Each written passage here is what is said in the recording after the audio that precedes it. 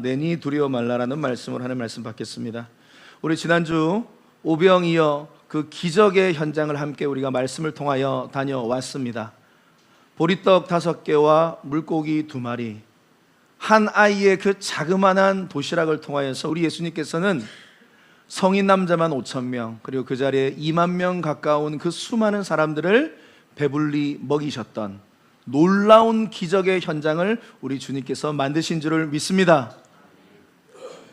엄청난 기적이 일어났습니다. 이 아이는 자신의 그 작은 도시락이 이렇게까지 기적을 일으키는 기적의 마중물로 쓰일 줄은 상상도 못했어요. 하지만 이 아이는 그저 주님이 필요하시다고 하니 자기를 희생하고 자기의 것을 포기하고 주님 앞에 자기의 마음과 사랑을 드렸는데, 그 사랑을 통하여서 우리 주님께서는 상상도 못할 기적을 행하신 것입니다.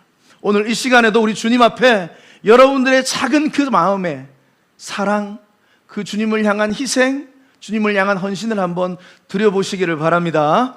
그럼 여러분 삶에 놀라운 일이 일어날 줄을 믿습니다. 오병이어 기적 사건은 사실은요 4번째 표적 사건입니다. 요한복음에는 총 몇 가지의 표적 사건이 등장한다고 제가 말씀을 드렸죠? 제 손을 보세요. 몇 가지요? 7가지의 표적 사건, 사인이 등장한다. 자, 첫 번째 표적 사건은 바로 뭐예요? 가나에서 물을 포도주로 바꾼 사건. 그리고 두 번째 사건은 어떤 사건입니까? 왕의 신하를 고치신 사건. 그리고 세 번째는 어떤 사건입니까? 베데스다 연못에서 38년 된 병자를 고치신 사건이고, 그리고 네 번째가 바로 오병이어의 사건입니다. 그리고 오늘 본문에 나오는 예수님께서 무리를 걸으신 기적이 바로 5번째 사건인데요, 이 5번째의 사건이라고 표현하지 않고 우리는 기적이라고 표현하지 않고 표적이라고 말하는 거죠. 사인, 이 표적은 목적이 있죠. 무엇을 가리키는 거죠. 그래서 7가지의 모든 표적은 무엇을 가리킵니까? 바로 우리 예수님은 하나님의 아들이시다. 우리 예수 그리스도는 구약에서 예언하신 메시아시다. 우리 예수 그리스도만이 길이요 진리요 생명이다. 예수 그리스도만이 영생이시다 라는 것을 말씀해주고 있는 책이 바로 이 요한복음이다 라는 것입니다. 그래서 오늘은 우리가 5번째 표적, 무리를 걸으신 예수님에 대해서 함께 살펴보기를 원합니다. 오병이어 기적 사건이 벌어지고 나서 수많은 사람들이 이제 환호하고 흥분 상태가 되었습니다. 그리고 예수 그리스도를 어떻게 세우기를 원했습니까? 왕으로 세우기를 원했습니다. 왜요? 예수 그리스도가 우리의 왕이 되면은 어떤 문제가 해결이 됩니까? 우리의 모든 앞으로의 먹는 문제는 다 이분이 해결해 주실 수 있겠다, 그 생각을 하고 예수님을 왕으로 세우려고 합니다. 그랬더니 그 예수 그리스도의 제자들은 어땠을까요? 그 상황 속에서 이 제자들도 흥분 상태야. 그리고 자신의 스승인 예수께서 이렇게 놀라운 기적을 행하시고 나니까 제자들의 어깨가 얼마나 올라갔겠습니까? 기고만장했습니다. 우쭐했습니다. 아주 그냥 기분이 구름 위를 걷는 기분이었어요. 교만한 마음이 들기 시작했습니다. 그런데 그 누구보다도 교만할 수 있는 분이 누구예요? 바로 우리 예수님이세요. 그런데 우리 예수 그리스도는 지금 이 상황에서도 하나님의 뜻을 찾아요. 사람의 영광, 사람의 박수가 아니라 하나님의 영광을 찾고 계시는 주님, 주님의 뜻을 찾고 계시는 주님. 지금 이 자리는요 사실은 사단이 지금 유혹하는 자리예요. 하나님은 우리를 뭐 하시는 분이라고 하셨죠? 테스트 하시는 분이라고 하셨죠. 그런데 사단은 우리를 뭐 하는 존재라고 했죠? 유혹하는. 왜냐? 예수 그리스도께서 여기서 영광을 받고 십자가를 지지 않아야지 인류를 구원할 수 없기 때문에, 그것을 사단은 막기 위해서 사람들을, 제자들을 동요하기 시작했던 것입니다. 그럼에도 불구하고 예수 그리스도는 흔들리지 않아요. 하나님의 뜻, 하나님의 마음, 하나님의 나라, 먼저 그 나라와 그 의를 구합니다. 그리고 예수 그리스도께서 하신 일이 뭐냐? 무리를 흩어버리기 시작합니다. 흩어버려요. 다 집으로 돌아가라고 지금 얘기합니다. 그리고 제자들도 등을 떠밀어서 재촉해서 배 타고 갈릴리 바다를 건너서 지금 저 건너편으로 가버나움으로 가라고 오늘 말씀하고 있습니다. 그리고 예수님은 어떻게 하시는가? 홀로 산으로 기도하라고 하십니다. 놀랍습니다. 이 흥분된 현장, 이 사람들의 환호를 뒤로하고 예수 그리스도는 홀로 하나님 앞에 기도하러 가시는 거죠. 병행본문인 마가복음 6장, 이 오병이어 사건이 사복음서에 다 나오거든요. 보시면 마가복음 6장 45절부터 46절에 보면 예수님께서 이렇게 말씀하십니다. 이렇게 행동하십니다. 예수께서 즉시 제자들을 재촉해서 보내버리고 있는 거예요. 그리고 무리를 지금 보내버리고 있어요. 그리고 작별하신 후에 어떻게 해요? 기도하러 산으로 홀로 가십니다. 흥분한 사람들을 흩으시고 흥분한 제자들을 보내시고 주님은 기도의 자리로 나가셨습니다. 하나님 앞에 나가셨습니다. 그리고 짧은 시간이 아니라 오랜 시간 동안 주님 앞에서 홀로 기도하셨어요. 어떻게 목사님이 아세요? 요한복음 6장 17절 말씀을 보면 우리가 찾을 수 있어요. 알 수 있어요. 배를 타고 바다를 건너 가버나움으로 제자들이 가는데 날이 이미 어두웠어요. 그리고 예수는 아직 그들에게 오시지 아니하였다. 다시 말하면 제자들이 배를 타고 가버나움으로 한참 가고 있는데도 불구하고 예수님은 아직까지 제자들에게 나타나시지 않았다는 말입니다. 다시 말하면 그 시간 동안에 예수 그리스도는 하나님과 깊은 교제 시간을 가지고 계셨다 이 말이에요. 자, 베세다 보이세요? 여기 갈릴리 호수입니다. 갈릴리 호수에 베세다 보이세요? 저기 12시 방향 베세다에서 오병이어의 기적 사건이 일어납니다. 그리고 배를 타고 저 11시 방향에 있는 가버나움으로 제자들을 지금 보내고 계시는 상황이죠. 한 10km 정도 떨어져 있습니다. 그런데 예수님께서 금방 나타나시지 않습니다. 가고 있는데, 배를 타고 있는데 곧 배가 어려움을 봉착당해요. 말씀 보십시오. 요한복음 6장 18절에 보면 갑자기 날은 어두워졌는데 큰 바람이 붑니다. 그리고 파도가, 집채만한 파도가 일기 시작합니다. 제자들이 혼비백산했습니다. 그리고 미친 듯이 노를 저었습니다. 육지로 가기 위해서. 그런데 배는 전혀 꼼짝도 하지 않고 있습니다. 그런데 그 두려움 현장 가운데 예수님도 안 보여요. 나타나 주셨으면 좋겠는데, 예수님이 좀 옆에 오셔가지고 우리를 구해 주셨으면 좋겠는데 안 보여요. 한참의 시간이 흘렀습니다. 그리고 거의 죽게 되었을 때에 예수님께서 나타나셨습니다. 그게 어디 나와 있느냐? 마가복음 6장 48절 말씀 한번 같이 읽겠습니다. 시작. 바람이 거스름으로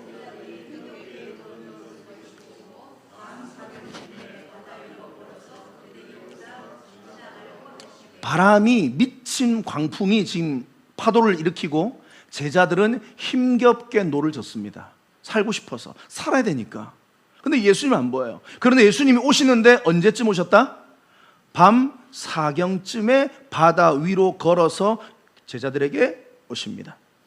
밤에, 캄캄한 밤에 큰 파도가 일고 바람이 불고 아무리 노를 져도 앞으로 배가 안 나가요. 이제 우리가 죽었다 생각을 하는데 저 멀리서 어떤 사람이 바다 위를 걸어온다? 한번 상상해 보세요. 자, 그런 상황인데 좀 이따 설명해 드리고, 자, 이게 이제 오늘 시간을 한번 보도록 하겠습니다. 시간. 오병이어의 기적의 사건이 마무리되던 시점이 거의 해가 떨어질 쯤이었습니다. 다시 말하면 오후 한 5시, 6시쯤에 오병이어 기적 사건이 끝난 거예요. 그리고 제자들을 배 태워가지고 가버나움으로 보냈습니다. 자, 그런데 이 제자들이 풍랑을 만난 거예요. 그러면 그 풍랑을 만났고 이제 몇 시간을 고생하는 겁니다. 7시에 만났는지 8시에 만났는지 9시에 만났는지 몰랐지만 만났어요. 그리고 예수님이 언제 오셨다고 그랬죠?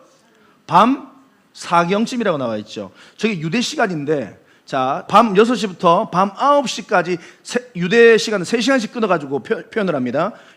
밤 6시부터 밤 9시까지가 1경입니다. 1경. 뭐라고요? 1경. 그러면 2경이 몇 시부터 몇 시까지입니까?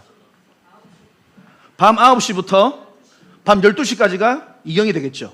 그러면 3경은 몇 시입니까? 밤 12시에서 새벽 3시가 3경이 되는 겁니다. 그럼 4경이 몇 시입니까? 새벽 3시부터 6시 사이에 4경이 되는 거예요. 그 시간에 예수님이 오셨다 이 말이에요. 그러니까 1경쯤에 풍랑을 만났다고 가정하면은, 그리고 오신 시간이 새벽 3시, 4시, 5시, 6시 이 사이에 왔다면은 짧게 잡아도 이 떨어져 있는 지금 시간이 7시간에서 길게 잡으면 10시간이에요. 이 시간 동안에 제자들은 배에서 노를 젓고 살려고 아둥바둥 하면서도, 그렇게 풍랑을 만나고 생고생을 하면서도 예수님은 보이지 않았던 겁니다. 다시 말하면 그 긴 시간 동안 7시간에서 거의 10시간 동안 예수님은 거의 밤을 새워 기도하셨다 이 말이에요. 이거 아셔야 돼요. 이 기적 사건에서 이거 놓치시면 안 됩니다. 예수님의 기도의 영성이 이 정도입니다. 30분 기도, 1시간 기도가 아니에요. 예수님은 기도하러 딱 앉잖아요. 홀로 딱 앉잖아요. 그러면 기본 7시간이에요. 그리고 여차하면 밤새버려요, 예수님은. 그 가운데 예수님은 신적인 눈으로 보시고 계셨어요, 지금. 저들이 풍랑에서 고생하고 애쓰고 있고 지금 수고하고 있는 걸 보고 계셨어요. 보고 계시다가 곧바로 가시지 않고 거의 이 제자들이 죽게 되었을 때에 지금 걸어가신 겁니다. 자, 그렇다면 만약에 이 풍랑이 일어나지 않았다, 그러면 예수님께서는 어떻게 하셨겠습니까? 계속 기도하셨겠죠. 밤새 기도하셨겠죠. 여러분 기억하세요. 예수님의 사역의 핵심 키워드는 기도입니다. 예수님이 언제나 그렇게 승리할 수 있었던 것은 그 삶 중심에 깊은 기도가 있었어요. 오랜 기도가 있었어요. 3분, 5분, 10분, 1시간 기도가 아니에요. 몇 시간을 밤을 새워 기도하는 그 기도의 영성이 예수님에게 있었다. 기도의 시간이 예수님에게는 최우선 시간이었다. 가장 중요한 시간이었다. 하나님을 만나는 그 교제의 시간. 예수님은 그 시간 동안에 너무나 주님과 그 교제의 시간 행복했던 거예요. 너무 기뻤던 거예요. 그렇게 깊이 기도하다가 결국 마지막에 제자들이 죽기 일보 직전에 예수님께서 그들을 찾아가신 것입니다. 좀 쉽게 설명하자면 이런 거예요. 여러분 연애를 다 해보셨을 줄 믿습니다. 연애 안 해보신 분도 계실 수도 있나? 연애의 경험이 있으신 분들은 잘 한번 생각해 보세요. 여러분 데이트를 합니다. 제가 제 얘기 해드릴게요. 네. 데이트를 합니다. 자, 데이트를 하는데요. 이제 한참 데이트할 때는 어떻습니까, 여러분? 아침에 만나서 하루 종일 같이 있어도 또 계속 같이 있고 싶지 않습니까, 여러분? 헤어지기 싫지 않습니까? 그런데 이제 헤어질 시간이 이제 와요. 그럼 이제 어떡합니까? 이제 그녀의 집 앞에 이제 우리가 데려다 주지 않습니까? 우리 형제님들은 데려다 주잖아요. 가자, 내가 데려다 줄게 해가지고 그녀 앞에까지 다 걸어가지고, 근데 그 발걸음도 빠르지도 않아. 아주 천천히, 아주 느리게. 왜? 나 조금이라도 같이 있고 싶으니까 천천히 걸어서 그녀 앞에까지 딱 도착을 합니다. 그녀 집 앞에. 그러면 그녀의 집 앞에서 또 한참을 또 얘기합니다. 안 들여보내주죠. 그리고 조금 있다가 무슨 얘기합니까? 오빠 또 혼자 내려가는 건 내가 볼 수 없어. 오빠, 내가 오빠 집에까지 데려다 줄게. 이러면서 다시 이제 집 한 바퀴 다시 동네를 내려옵니다. 그래가지고 한참을 내려옵니다. 그리고 또 얘기하다가 또 내려와가지고 이제 오빠 집에 도착합니다. 오빠 집에 오빠가 들어가면 돼요. 근데 오빠가 말합니다. 자기야, 어떻게 이 밤에 너 혼자서 올라갈 수 있겠노? 내가 데려다 줄게 해가지고 또 그 오빠가 또 데려다 줍니다. 그래가지고 동네를 계속 돕니다. 계속 동네를 돕니다. 왜요? 헤어지기 싫으니까. 너무 좋으니까. 예수님은 바로 지금 그 시간을 지금 주님과 보내고 있는 거예요. 하나님을 만나는 시간이 너무 좋아. 헤어지기 싫어. 기도를 깊이 들어가면 그래요. 기도의 시간이 그래요. 예수님에게는 하나님을 만나는 그 시간이 너무 좋았어요. 찬송가가 떠오르더라고요. 찬송가 442장 3절. 밤 깊도록 동산 안에 주와 함께 있으려 하나. 괴로운 세상에 할 일 많아서 날 가라 명하신다. 주님 나와 동행을 하면서 나를 친구 삼으셨네.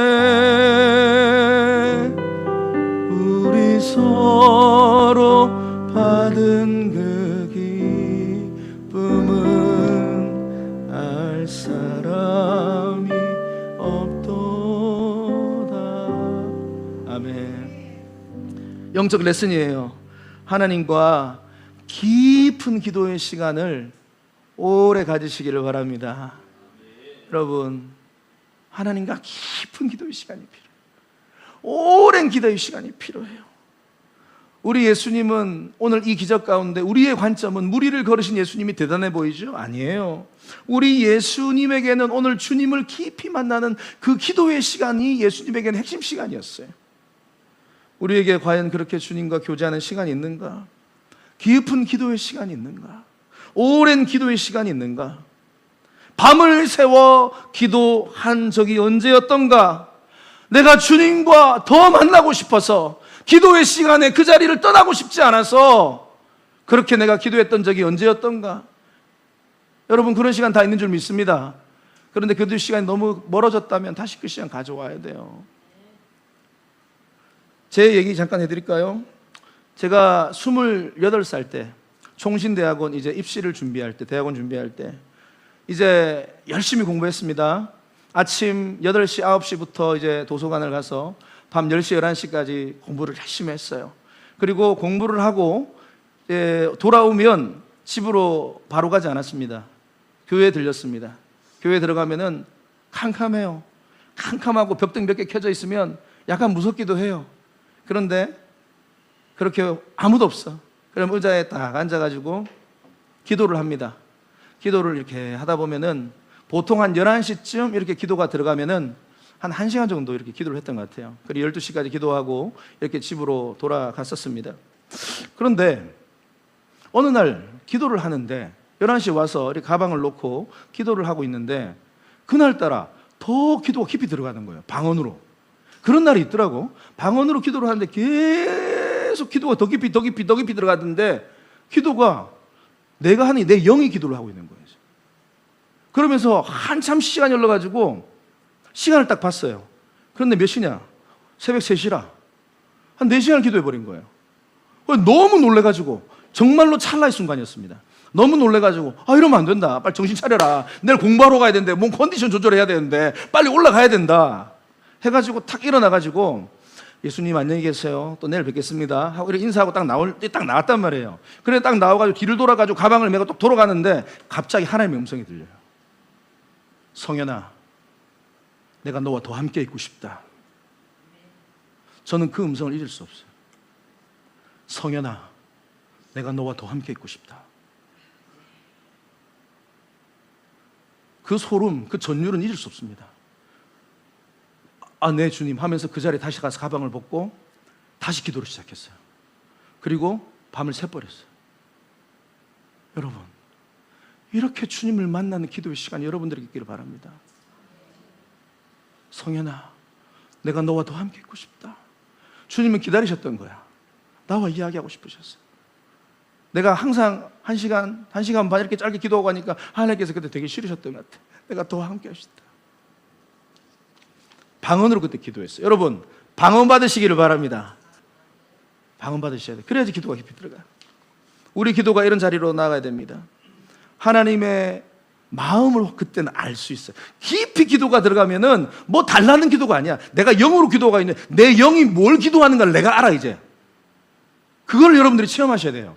내 안에 성령이 기도를 하시는데 그러면 지금 성령님이 하나님 앞에 뭐를 간구하는지 대충은 내가 알겠어. 그러면 그 기도의 내용들이 뭐냐면 하나님 나라를 위해 기도하고 있고요, 복음을 위해 기도하고 있고요, 죽어가는 영혼들을 위해서 기도하고 있고요. 그렇게 기도하고 있더라고.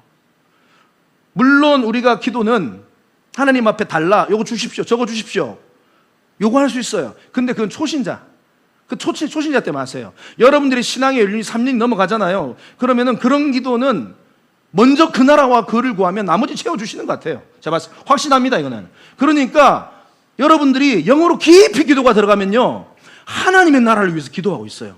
내 가정 속에서 하나님이 원하시는 것을 말씀해 주고 계시더라고. 내 아내에게, 내 자녀에게, 또 내 상황 속에서, 직장 속에서 내가 어떻게 살아가기를 하나님은 성령을 통해서 알려주고 계시더라니까. 여러분, 그렇게 기도하셔야 돼요. 그러면서 주님이 나를 얼마나 사랑하시는지 말씀을 계속 이게 띄워주세요. 그러면 그 말씀 때문에 저는 이제 항상 기도할 때 보면 이제 작은 수첩이나 이런 걸 들고 다닙니다. 그래가지고 성령님께서 떠올리게 하시는 거를 빨리빨리 써요. 빨리빨리 쓰고, 기억나는 거 있으면 빨리 쓰고, 또 뭐 해야 될 일이 있으면 빨리빨리 쓰고, 성령님이 계속 알려주세요. 그렇게 기도가 깊이 들어갑니다. 그래서 주님과 깊은 사랑의 관계가 되는 거예요. 이거는 여러분들이 경험하셔야 돼요.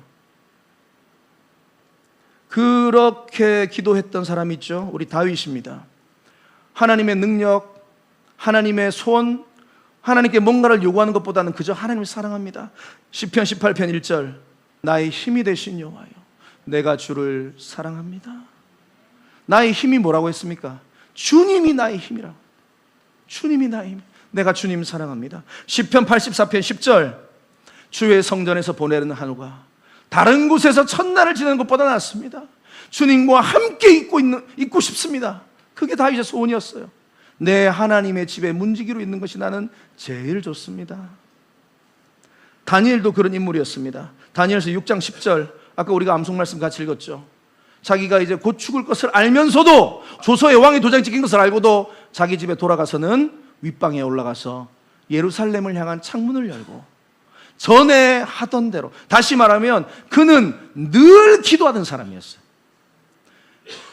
나라의 총리였습니다. 얼마나 바빴겠어요. 국사가 얼마나 할 일이 많았겠어요. 그럼에도 불구하고 그는 그 모든 일보다 항상 기도가 최우선이었던 사람.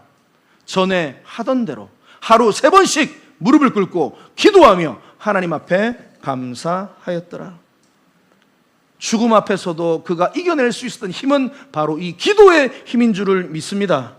한 사람 더 소개시켜 드릴게요. 여호수아입니다. 여호수아.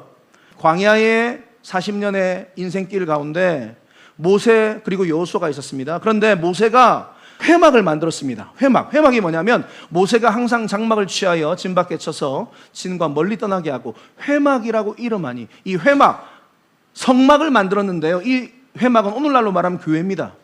그 회막에 여호와를 앙모하는 자는 다 진 바깥 회막으로 나아가며, 다시 말하면 진행 중에 있어도 그들은 늘 하나님 앞에 나아가서 예배하고 기도했던 사람들이 늘 있었어요.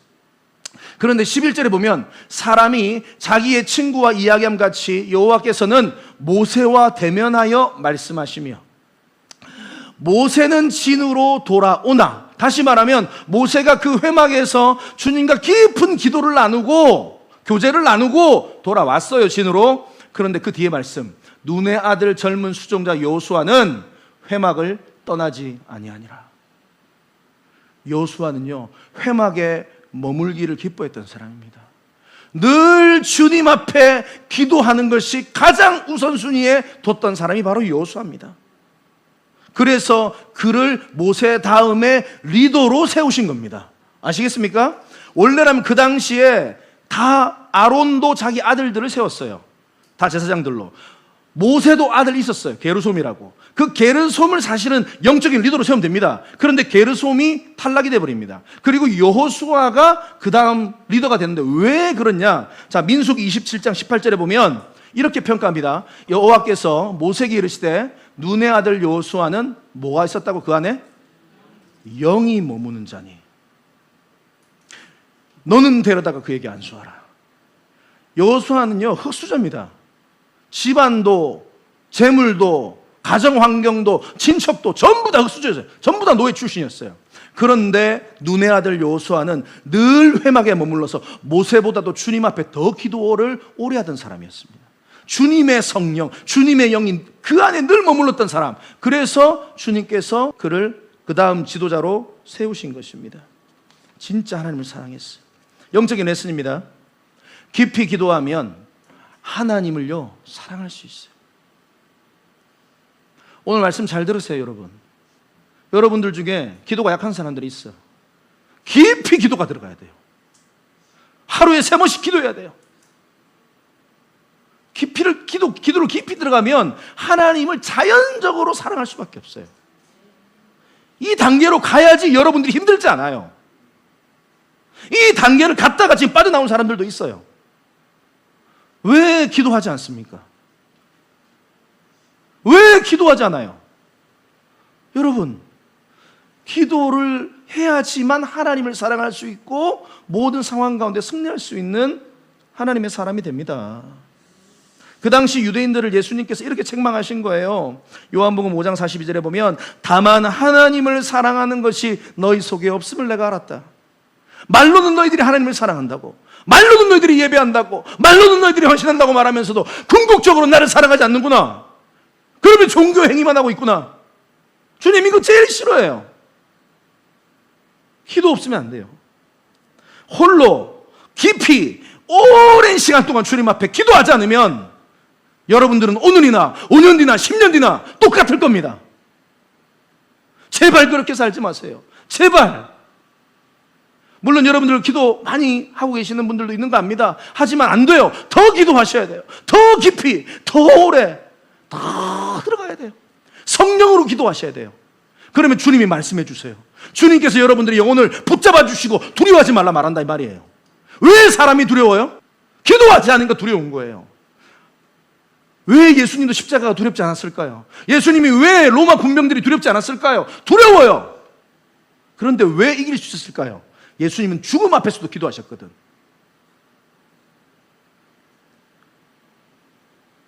(364장) 이 찬양 우리 이거 기억하세요. 내 기도하는 그 시간 그때가 가장 즐겁다. 이 세상 근심 걱정에 얽매인 나를 부르사 내 진정 소원 주 앞에 낱낱이 바로 아뢰요. 큰 불행 당해 슬플 때 나 위로봐.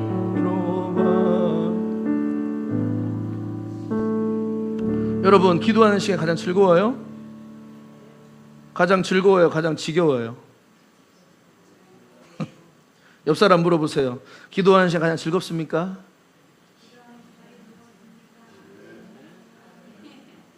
지겹습니까?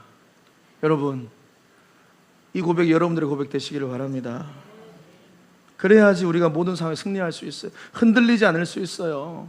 맡겨진 사명 감당할 수 있어요. 우리 어머니 아버님들 많이 계시는데 좋은 사위, 좋은 며느리 얻는 팁 하나 알려드릴까요? 좋은 배우자, 우리 청년들도 있는데 좋은 배우자 얻는 팁 하나 알려드릴까요? 제가 말한 대로 그 자매, 그 형제, 그 사위, 며느리 만나면 됩니다. 뭐냐? 새벽 예배 때 제일 오래까지 기도하는 그 사람입니다. 새벽 예배 때 제일 오래까지 나와가지고 끝까지 기도하는 그 사람 사위 삼으시면 되고 며느리 삼으시면 되고 배우자 삼으면 됩니다. 그런데 여러분 그렇게까지 안 하셨, 별로 생각 안 하셨잖아요. 아니에요. 깊이 기도 들어가는 사람들이 있거든. 그런 사람 만나야 돼요. 사실은 예수님께서요 길게 기도하신 이유가 따로 있어요. 그게 뭐냐면 다음 주에 우리가 살펴볼 본문인데 요한복음 6장 22절부터 마지막까지 보면 예수님께서 이제 마지막으로 엄청나게 긴 설교를 하실 예정입니다. 그게 바로 오병이어에 대한 영적인 해석을 하십니다. 그래서 예수님은 긴 설교를 앞두고 긴 기도하신 거예요.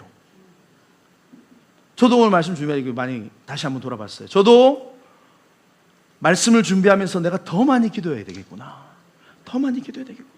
여러분들도 큰일 앞두고 계신 분들 있죠? 더 오래 기도하셔야 돼요. 더 깊이 기도하셔야 돼요. 그래서요 우리가 다음 주에 살펴볼 건데 예수님께서 이렇게 기도를 많이 하시고 놀라운 일이 벌어집니다. 사람들에게 확신 가운데 복음, 설교를 선포하시는데요 놀라운 일은 그 설교를 듣고 사람들의 반응이 냉랭합니다. 놀랍습니다. 그렇게 기도를 많이 하시고 그렇게 간절하게 준비하셔가지고 말씀을 전했는데 사람들이, 예수님의 제자들이 떠나가 버립니다. 이런 표현이 있어요. 그러니까 이게 놀라운 일이, 이상한 기적이 벌어지죠.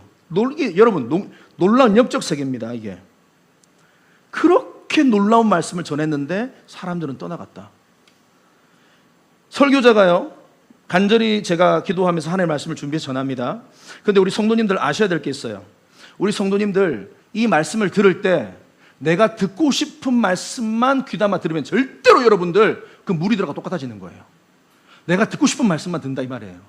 내 마음을 좀 위로해줘. 내 마음을 좀 시원케 해줘. 지금 내가 하고 있는 이 일이 맞다고 확신을 좀 가지게 해줘. 거기에만 포커스를 두고 말씀을 들으면 여러분들은 100% 예수님을 떠나가는 그 무리들하고 똑같아지는 거예요. 여러분, 진짜 우리의 말씀을 바로 듣는 자세는 뭐냐면, 하나님의 말씀이 떨어졌을 때 내 생각이 깨어지고 내 고집이 깨어지고 그렇게 주님 앞에 변화되어지고 회개가 터지고 주님 앞에 변화가 일어나는 것이 진짜 말씀을 듣는 자인 줄 믿습니다. 또 한 가지, 예수님께서 간절하게 기도하시고 말씀을 전하셨어요. 그런데 잘 들으세요. 청중들은 기도하지 않고 들었어요. 예수님은 간절히 기도하고 말씀을 전하셨어요. 그런데 청중은 그냥 들었어요. 저도 매주 이 말씀을 전하기 위해서 간절히 기도하고 준비하고 애쓰고 이 말씀을 먼저 내 삶 가운데 적용하고 그렇게 말씀을 전합니다. 그런데요, 여러분들은 어떤 자세로 오늘 이 자리에 와서 예배하고 계십니까? 얼마나 기도로 준비하셨습니까? 얼마나 마음을 준비하셨습니까?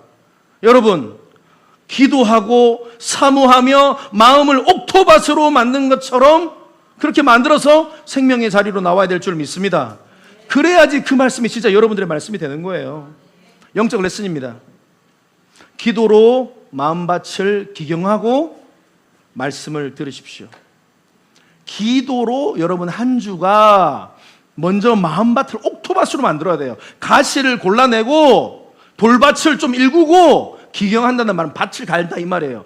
씨가 떨어지면 잘 자랄 수 있게끔 밭을, 마음밭을 먼저 기경하고 오늘 와서 말씀을 들어야지 여러분들에게 진짜 이 말씀이 능력이 된다 이 말이에요. 이게 준비가 안 된 상태에서 말씀을 들으면 백날 들어도 뻥이에요. 매일 다니엘처럼 기도하셔야 됩니다. 하루에 3번 기도하셔야 됩니다. 3번 하셔야 돼요. 3분, 최소한 3분이라도 하세요. 아침에 일어나면 일어나서 바로 딴 거 하지 말고 무릎 꿇고 그 자리에 앉아가지고 하루에 3번 하나님 오늘 하루를 주님께 맡깁니다. 주님께서 나를 인도해 주십시오. 기도 딱 3분 하는 거예요.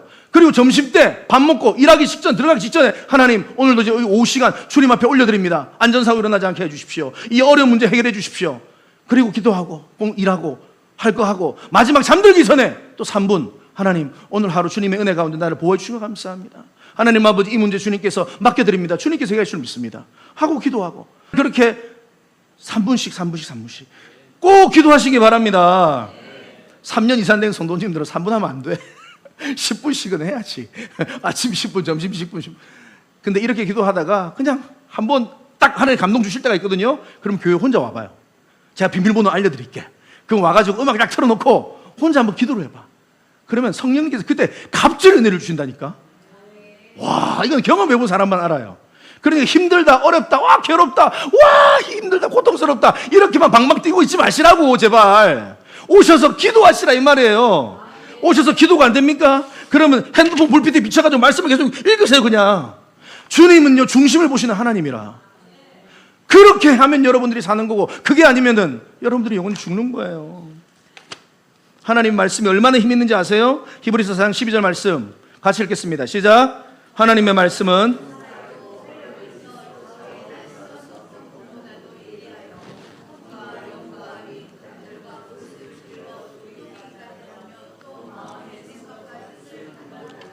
지금도 마찬가지예요. 하나님의 말씀이 살아있어요. 살아서 활력, 무브먼트가 있다 이 말이에요. 지금 여러분들 그냥 말씀 듣지 마세요. 하나님의 말씀이 살아서 여러분들의 심장과 관절과 골수를 찔러 쪼개서 여러분들을 수술하신다 이 말이에요. 여러분들이 받을 만한 마음의 준비가 되면 수술을 다 받는 거고 마음의 준비가 안 되면 오늘 수술 실패. 다음 주 또 수술 들어. 왜 자꾸 그렇게 하세요?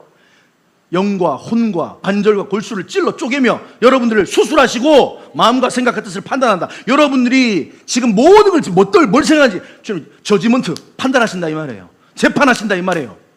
그리고 그 옳고 그름을 말씀해 주신다 이 말이에요. 그게 말씀입니다. 한 가지만 더 말씀해 드리고 마칠게요. 자, 이제 큰 바람이 불고 파도가 일어납니다. 제자들이 막 겁에 질려서 지금 혼비백산했습니다. 자, 요한복음 6장 19절 말씀입니다. 제자들이 노를 저 10여리쯤 갑니다. 10여리가 어느 정도냐면 11리에서 19리 사이를 말하는 겁니다. 그러면 10리가 보통 몇 킬로예요? 4킬로죠. 그러니까 11에서 19 사이는 보통 4에서 한 7.5킬로 정도 되는 거리를 지금 온 겁니다. 아까 전에 베세다에서 가버나움까지 몇 킬로라고 했죠? 10km라고 했죠. 그러니까 대충 정중앙에 온 겁니다. 제일 깊은 곳에 온 겁니다. 그리고 날은 캄캄해졌습니다. 그리고 바람과 파도가 지금 미친 듯이 일어나고 있습니다. 그런데 11일 가는데 예수께서 바다 위를 걸어서 배에 가까이 오십니다. 그런데 제자들의 반응이 어떻습니까? 반가워했어요? 와, 우리 예수님이다. 와, 예수님 이제 고맙습니다. 이랬어요. 어떻게 했습니까? 두려워합니다. 왜요? 왜 두려워할까요? 가장 기다렸던 분 아니에요? 이 제자들이 얼마나 웃긴지 아세요? 지금 불과 몇 시간 전에 오병이어라는 환상적인 기적을 경험하고 왔던 사람들이에요. 놀라운. 그런데 아직도 예수님을 몰라. 아직도 예수님을 몰라. 예수님이 누군지 깨달았다면 예수님이다. 오병이어를 일으키신 예수님, 무리를 당연히 그리실 수 있지. 이랬지. 근데 그렇게 안 하고 있어. 뭐라고 말합니까? 그 다음 말씀 보세요. 6장 49절에 그가 바다 위로 걸어오심을 보고 뭐라고 말합니까? 유령이다. 유령이 나타났다. 고스트다. 고스트. 야, 우리 다 죽게 됐다. 지금 제자들이 지금 얼마나 영적으로 눈이 어두운가. 사실은 여러분 기억하세요. 이 바다를 풍랑을 잠잠케 하신 사건이 이 날 말고 그 앞절에 또 있었던 거 아세요? 마가복음 4장에 등장합니다. 마가복음 6장에 등장하고 마가복음 4장에 등장합니다. 그때는 예수님께서 배에 같이 계셨어요. 근데 주무셨어. 근데 풍랑이 일어났어. 그러니까 막 제자들을 예수님 깨워. 예수님, 우리가 죽게 되었습니다. 그랬더니 예수님께서 일어나서 어떻게 합니까? 바다와 파도를 그냥 꾸짖습니다. 잠잠하라, 고요하라. 그랬더니 조용해집니다. 우리 예수님은요, 바다와 파도도 다스리시는 분이세요. 잠잠하라, 고요하라 하면서 분명히 풍랑을, 바람을 잠잠케 하신 예수님을 제자들은 이미 경험을 했어. 그리고 지금 오늘 다시 이 본문, 이 상황을 다시 지금 오고 왔던 겁니다. 자, 마가복음 4장 41절에 보면 그때 잠잠하라, 고요하라라고 말씀했을 때 마가복음 41절 제자들이 무슨 말을 하냐면 심히 두려워해 서로 말합니다. 그가 누구냐? Who is this? 그가 누구냐? 바람과 바다 순종하는가? 다시 말하면 예수님에 대한 정체성을 궁금했었습니다. 예수님이 누군가를 알고 싶었어요. 그런데 똑같은 상황을 겪었는데, 궁금해했는데, 시간 지났는데, 오병이어 사건이 벌어졌는데, 그리고 또 똑같은 상황이 벌어졌는데 제자들은 유령이라 하고 놀라고 있는 거예요. 여러분, 이게 우리 연약한 모습입니다. 나에게 수많은 무수히 많은 오병이어의 기적들을 주님이 나에게 행해 주셨잖아요. 내 삶 가운데 무수히 많은 풍랑을 잠잠케 해주셨잖아요. 그런데 우리는 또 그 하나님 잊어버리고 그 예수님 잊어버리고 또 두려워서 또 벌벌 떨고 있지 않습니까? 풍랑이 오면, 파도를 보면. 여러분, 우리 이렇게 살지 맙시다. 살지 맙시다. 제자들이 뭐라고 말했다? 유령이다! 이렇게 말해. 유령이다! 자, 여러분들이 예수님이라면 이 소리 듣고 들렸을 거 아니에요, 분명히. 예수님 기분이 어땠을까요? 저는 계속 상상을 해요. 제자들이 야, 예수님 웰컴 이렇게 할 줄 알았는데 갑자기 유령이다! 유령! 뭐야 저거 뭐야? 저 같으면 여러분이 예수님 같으면 어떻게 하시겠어요? 저는 돌아갑니다. 저는 안 갑니다. 기분 나빠서 안 갑니다. 아니, 지금 내가 이 바쁜 시간에 기도하다가 니네들 지금 안타까워가지고 내가 내려왔는데, 구해주려고 내려왔는데 유령이라고? 이런 야, 알았어 해. 더 고생해. 저는 안 가요. 그런 생각 안 드세요? 여러분, 성경을 하면 자꾸 상상을 하셔야 돼요. 저는 안 갑니다. 근데 우리 예수님은 와요. 기분이 나쁜데 분명히 나빴을 거야. 상처받았을 거야. 여러분, 어떤 우리가 함께 교회 공동체 안에서 함께 신앙생활 할 때 누가 기분 나쁜 말 할 때 있죠? 어떻게 그렇게 할 수 있어요? 목사님 말이야. 어떻게. 여러분, 이런 거 다 삼키시기 바랍니다. 소화시키기 바랍니다. 예수님 기분 나빠서 유령이래. 인간도 아니고 유령이래. 그런데 예수님이 오십니다. 그리고 뭐라고 말씀하십니까? 오늘 주제 말씀입니다. 요한복음 6장 20절. 내니 두려워 말라. 나다. It's me. It's I. Don't be afraid. 나다. 내가 왔다. 두려워 말라. 무슨 말이에요? 예수님의 자기소개입니다. 나는 하나님의 아들이잖아. 내가 천지 만물을 말씀으로 창조했잖아. 내가 온 우주 만물을 운행하잖아. 내가 역사를 운행하잖아. 내가 기적을 일으키는 자잖아. 난 죽은 자도 살리는 자잖아. 그런 내가 지금 너한테 왔어. 두려워하지 마. 염려하지 마. 내가 지금 너와 함께 있잖아. 그만 두려워해. 그만 염려해.